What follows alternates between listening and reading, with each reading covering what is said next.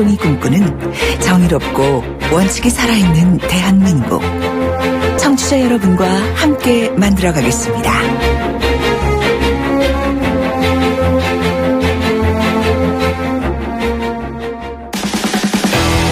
돌려보고 비틀어보는 오늘의 이슈. 이종훈의 뉴스 측면 승부. 핫 이슈를 돌려보고 비틀어보는 남자 오셨습니다. 시사계의 측면 승부사시죠. 이종훈 박사 오셨습니다. 안녕하십니까? 네, 안녕하세요. 오늘은 어떤 이슈를 또 물어뜯어볼까요? 생중계, 안중계. 생중계, 안중계. 네. 그러면 이거 이재용 부회장 말씀 같은데요. 네, 그렇습니다. 이 서울중앙지법이 오늘 이제 밝혔는데요. 네. 지금 형사합의 27부에서 이 재판을 진행하고 있지 않습니까? 예, 선고 공판을 TV로 실시간 생중계하지 않기로 했다. 네. 예, 이렇게 이제 오늘 밝히고 나섰습니다. 네. 그런데 이 김 부장판사는 이 부회장이 처음 법정에 나왔을 때. 네. 1회 공판 기일 때도 취재진의 법정 촬영을 허용하지 않은 바가 있습니다. 왜 이게 허용이 안 되는 건가요? 생중계까지. 네. 우선 예. 이 부회장을 비롯한 예. 그 삼성 관계자들 쭉 있지 않습니까? 예. 예. 재판 촬영 중계에 일단 동의를 하지 않았다. 이거는 뭐 합법적인 거니까. 예. 예. 그래도 사실은 재판부가 이거는 뭐 상당히 필요성이 있다라고 한다면 예. 공개를 하는 건데 네. 예. 이렇게 판단을 내렸다고 합니다. 공공의 이익과 네. 피고인들이 입게 될 회복하기 어려운 불이익이나 손해 이걸 비교해 본 결과 이렇게 결론을 내렸다. 무죄 추정의 원칙 이런 것도 함께 고려했다. 공공의 이익이 이 부회장의 어떤 개인적인 프라이버시보다 앞서지가 않는다. 이런 판단은 아니겠죠? 설마? 그런 얘기죠. 그런 얘기입니까? 그런 얘기를 한 겁니다. 그러니까 이재용 부회장을 비롯한 뭐 최지성, 장충기 등등 쭉 예. 그렇게 삼성 관계자들이 입을 불이익이 네. 이게 공공의 이익보다도 이게 더 크다라고 판단을 내린 거죠. 예, 그쪽을 더 존중해 줘야 된다라는 판단을 지금 한 겁니다. 결국은. 어떻게 여론들이 나오고 있습니까? 여론이요? 예. 뭐 어떻게 나오겠습니까? 예. 한 9대1 정도? 내지 예. 8대2 정도? 중계해라.로 예. 중계 이제 뭐 허락을 하지 않으면 이건 할 수가 없는 상황이거든요. 네. 자, 이렇게 되니까 이거 결국은 뭐 무죄로 가는 거 아니냐. 유전 무죄다. 벌써 이제 그런 얘기가 이제 막 이제 시중에 떠돌고 예. 있는 그런 그 상황이고요. 예. 무죄 판결 또는 뭐 집행유예 이런 결정을 내리기 위해서 이렇게 벌써 이렇게 방어벽을 치는 거 아니냐라고 하는 얘기들이 지금 굉장히 많이 지금 나오고 있는 그런 제가 좀 상황입니다. 심하게 여쭤보면 네. 여론 재판 하자는 건가요? 그러면 이거를 여론이 이렇게 먼저 예단하면 안 되잖아요. 그냥 재판부가 하는 걸 지켜보는 게 오는 거 아닙니까? 그렇긴 하죠. 예. 그런데 사실은 이제 이번 같은 경우에 네. 대법원이 지난달 25일 날 결정 내린 내용이 보면 네. 재판 과정을 생중계하는 게 아니지 않습니까? 그렇죠. 예. 그리고 재판 제일 마지막에 선고하는 것만 이제 네. 생중계를 허락한다. 예. 공공의 이익에 합치하는 경우에 예. 지난번에 헌재가 사실은 이제 박근혜 전 대통령 탄핵 심판 내릴 때 네. 그때도 사실은 그래서 생중계를 했던 거 아니겠습니까? 예. 그런 관점에서 이제 그 허가를 이제 한 건데 예. 이번 같은 경우에는 그 선고 그 장면 자체를 이제 보여주지 않겠다라고 하는 거라는 거죠. 그래서 이거는 좀 국민들이나 또 언론의 그러니까 정서 내지 판단하고는 상당히 괴리가 좀 있다 이런 얘기가 좀 나오는 거고요. 예. 그러니까 이번 같은 경우에도 생중계가 관련해서 언론 쪽에서 먼저 요청을 사실 했거든요. 예, 예. 그러니까 언론이 왜 요청했겠습니까? 국민적 관심이 그만큼 높기 때문이다. 예. 그런 거고. 그러니까 이번에 그 사실은 방청권 추첨 경쟁률만 보더라도 네. 무려 15대 1이나 됐거든요. 예. 그러니까 그만큼 국민들이 이번 재판에 대해서 세계 재판이다. 예. 이런 판단을 내리고 있고 그래서 보기를 원하는 겁니다. 그 장면을. 예. 그런데 이제 이번에 이런 결정이 나오니까 여러 가지 이제 뒷말들 또 비판론들 이런 것들이 나오는 건데 예. 그런데 그러니까 재판부가 하나 빠뜨린 부분이 좀 있는 것 같아요. 뭡니까? 그러니까 국민들은 이번 재판을 박근혜 전 대통령의 지금 재판하고 완전히 연결 지어지는 것으로 인식을 하고 있거든요. 연계해서 보시는군요. 그렇죠. 그러니까 박근혜 전 대통령 지금 재판 진행 중인데. 그렇죠. 뇌물죄 때문에. 그렇죠. 그러니까 그 형량에 사실은 영향을 미칠 거다라고 지금 보는 거 아닙니까? 그러니까 실제로 그렇지 않습니까? 법적으로도 뇌물죄 그 입증이 되느냐 마느냐 그 여부가 사실은 이번 그 재판 특히 선고 내용하고 이제 직결될 수밖에 없는 그런 상황이기 때문에 더 관심이 있는 거죠. 그래서 보길 원하는 거고. 이런 게 이제 바로 공공의 이익이라고 볼 수 있는 건데 그거를 조금 좀 외면한 거 아닌가 이런 생각이 들고요. 참고로 이 박근혜 전 대통령 재판 생중계 부분에 대해서는 한 그 여론조사 기관에서 조사한 바가 있는데요. 국민 10명 가운데 7명이 보길 원한다. 이렇게 답을 한 바가 있습니다. 박 전 대통령에 대한 선고 재판 생중계는 좀 봤으면 좋겠다. 이게 국민 여론이라는 말씀이시죠. 네. 그러니까 물론 이제 전체 다른 여론조사 기관에서 이걸 한 건 아닌데요. 일단 그런 여론조사도 있다라는 것이고 이번 같은 경우에도 만약에 모르겠습니다. 그러니까 오늘 이번에 이제 일단 불허 결정이 났기 때문에 이런 그 여론조사를 또 여론조사 기관들 중에는 하는 것도 있지 않을까 싶은데 긴급 여론조사. 그렇군요. 어떻게 생각하십니까? 물었을 때 과연 국민들이 어떤 반응을 보일지. 제가 보기에는 그래도 보기를 원하는 분들이 많지 않을까. 우선 저부터도 좀 보고 싶거든요. 그러시군요. 그 장면. 역사적인 장면 아닌가요? 역사적인 장면은 지금 우리나라에서 펼쳐지고 있는 모든 게 역사적인 장면 같은데. 오늘 말씀 합니다. 오늘 말씀 잘 들었습니다. 고맙습니다. 시사평론가 이종훈 박사였습니다. 청취자가 묻고 박 박사가 전한다. 방송을 들으시면서 궁금하신 사항은 문자 메시지로 보내주세요. 샵 093 우물정 0945번으로 짧은 문자 50원, 긴 문자 100원의 정보 이용료가 있는 문자 메시지로 보내주시면 박 박사가 꼼꼼하게 읽고 인터뷰에서 대신 질문해드립니다. 오늘 들으신 인터뷰 방송은 YTN 라디오 곽수종의 뉴스 정면 승부 홈페이지나 팟캐스트 팟빵을 통해 다시 확인하실 수도 있습니다.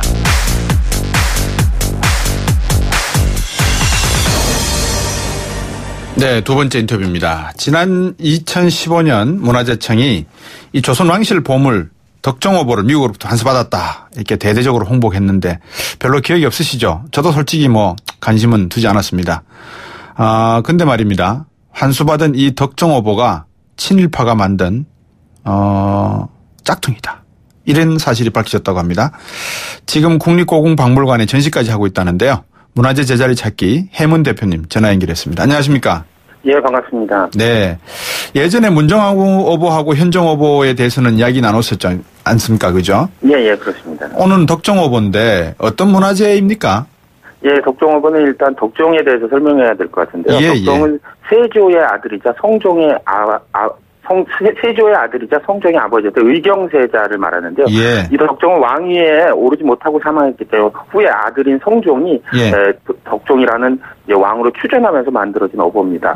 종묘에 보관되어 있다가요. 1924년도에 도난당했던 것으로 확인되고 있습니다. 요번에 문화재청이 특별히 문정왕후 어보 특별전에 공개했는데요. 이것이 1471년에 만들어졌다는 발표한 것과 다르게 24년도 일제강점기 만들어진 것이 확인되어서 논란이 되고 있습니다. 정말 어처구니가 없네요. 한 350년을 땡겨놨는데 그 덕정오보를 어떻게 해서 분실하게 됐습니까? 지금 당시 일제강점기의 보도에 의하면 1924년도에 종묘에 4월 10일 날 도난 사건이 발생했다고 합니다. 일반적인 도난 사건인데 그때 도둑들이 종묘 영명전에서 덕정과 예종의 어보를 분실했다고 하고요. 당시에 이것이 크게 화제가 되어서 빨리 도둑을 잡고 이 어보를 찾아야 된다라는 이제 그런 여론이 있었는데 그때 불행하게도 진품을 찾지 못하고 재제작해서 봉안되었던 것으로 확인되고 있습니다. 우리 해민 대표께서 이 전시에서 철거해달라 이렇게 진정서 제출하셨습니까? 그렇습니다. 지난 8월 21일 날 제출했는데요. 이 덕정오보는 지금 모조품 논란에 있는데 이것이 대통령께서 직접 한미 정상회담의 성과로 가져온 문정왕후와 현정오보 특별전에 굳이 이것이 출품되어서 대통령께서 직접 가지고 온 특별전의 의미 또 시민운동의 승리로 또 온 국민의 열망을 담아서 반환된 문화재와 동급으로 취급되기에는 이거 좀 문제가 있다. 그래서 특별전에 중요한 의미를 퇴색시키지 말고 네. 모조품 논란이 있는 이 덕정어보는 일제강점기 제작되었기 때문에 이번 특별전에서 제외돼야 된다. 그런 취지로 철거 진정서를 제출했습니다. 그러셨군요. 이 모조품이라는 건 언제 알게 되신 겁니까, 그러면? 예, 저도 2015년 당시에 문화재청이 1471년 제작된 진품이라고 했기 때문에 뭐 계속 진품으로 알고 있었는데요. 네. 이번 문정왕후 어보 특별전을 준비하는 자료를 보는 과정에서 최근에 이것이 모조품이라는 걸 알게 됐습니다. 예. 문정왕후 어보 특별전 자료에 문화재청이 좀 작은 글씨로 1924년 조선미술제작소가 되었던 재현품이라고 명기했기 때문에 모조품이라는 것을 최근에 알게 됐습니다. 우리 문화재청이 작은 글씨로 1924년에 조선미술작품위원회요? 예. 그래서 미술제작소에서 제작된 작품이다. 이렇게 작게 글씨를 썼다고요? 예, 그렇습니다. 그 전까지는 진품이라 그랬던 거 아닙니까? 예, 그렇죠. 2015년에 진품을 받아왔다고 발표했고요. 또 한미 간의 우호적인 가장 모범적인 선례를 마련했다고 아주 대대적으로 홍보했던 사례이기도 합니다. 언제 그러면 이게 가짜인지 문화재청은 알았다는 겁니까? 예, 문화재청의 지금 해명 자료에 의하면 여러 곳에 문제 제기가 있어서 2016년 작년 8월이 돼서야 이것에 대한 이제 진가 여부를 확인하기 위해서 과학적 성분 분석에 착수했고요. 그 성분 분석 결과 이것이 최종적으로 모조품이라는 것을 확인한 것은 금년도 1월이었다고 합니다. 그러니까 1월에 잘못된 것을 알았음에도 불구하고 지금 8월까지 약 8개월간 이 사실을 문화재청이 국민들에게 알리지 않고 은폐해 왔던 것은 좀 문제가 있었다고 생각합니다.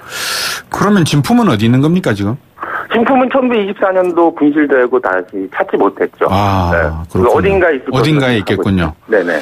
그러면 지금 덕정어보가 이제 방금 말씀하신 대로 이제 짝퉁이라는 것을 알았고, 네. 여러 가지 이제 어보에 대한 많은 국민들이 그러면 이게 해민 대표께서도 찾아왔다고 하는 문정하고 어보도 이게 진품인가?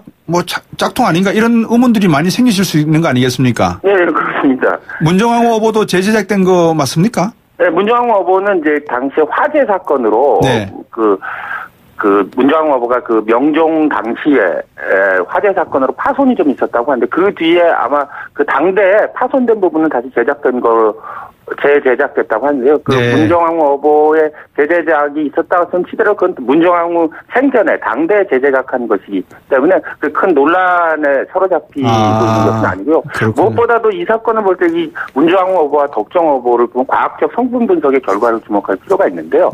문정왕후 어보는 금이 80% 이상 들어갔던 이제 진품이 과학적 성분 분석도 명확하고요. 덕정어보는 금이 6%, 우리가 70% 이상으로 완전히 다른 재질로 만든 모조품에 불과하다는 걸 알 수 있습니다. 이게 이완용의 후손이 제작했다는 걸로 제가 읽었는데 제가 제대로 읽었습니까? 예, 맞습니다. 당시 조선미술 제작소를 통해서 이 덕정어보의 제작을 총괄하고 봉안까지 했던 사람은 이항구, 이완용의 차남입니다. 당시 이왕직 예식과장이라는 고위직에 있었고요.